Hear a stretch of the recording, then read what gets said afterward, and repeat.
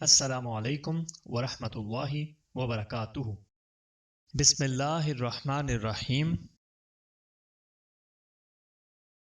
عبداللہ بن خبیب رضی اللہ تعالیٰ عنہ کہتے ہیں کہ ہم ایک بار بارش والی سخت تاریک رات میں رسول اللہ صلی اللہ علیہ وآلہ وسلم کو تلاش کرنے نکلے تاکہ آپ صلی اللہ علیہ وآلہ وسلم ہمیں نماز پڑھا دیں۔ چنانچہ میں آپ صلی اللہ علیہ وآلہ وسلم کو پا گیا۔ آپ صلی اللہ علیہ وآلہ وسلم نے فرمایا، کہو۔ تو میں نے کچھ نہ کہا۔ کہو۔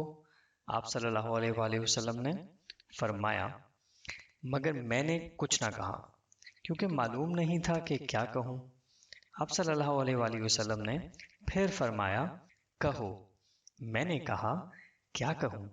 آپ صلی اللہ علیہ وآلہ وسلم نے فرمایا، قل هو اللہ احد اور قل اعوذ برب الفلق اور قل اعوذ برب الناس صبح و شام 3 مرتبہ پڑھ لیا کرو، یہ تمہیں ہر شے سے بچائیں گی اور محفوظ رکھیں گی۔ جامع ترمذی 3575۔